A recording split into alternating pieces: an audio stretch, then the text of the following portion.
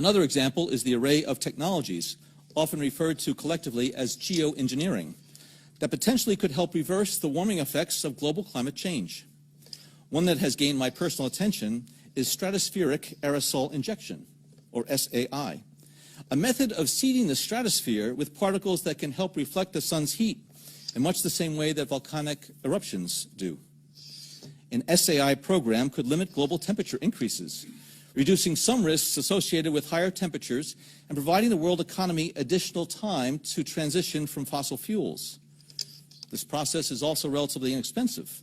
The National Research Council estimates that a fully deployed SAI program would cost about $10 billion yearly.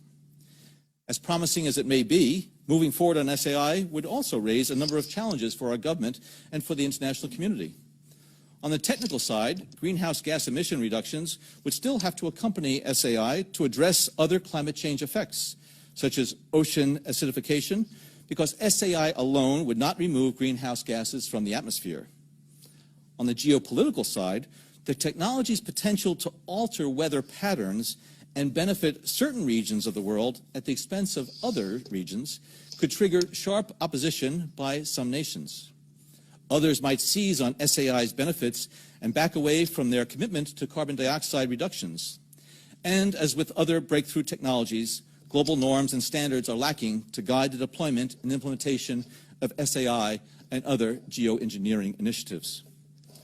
Now, I could go on and on and on and on about the things that fascinate me, but rather than talk about them, I thought I'd stop here.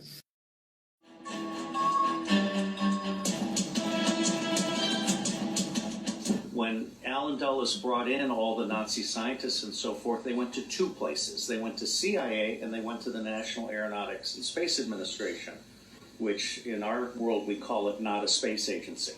Which in our world we call it not a space agency. And as Kathy O'Brien has said so clearly, that's where the bulk of the mind control is. In the foundation for the development of a weather satellite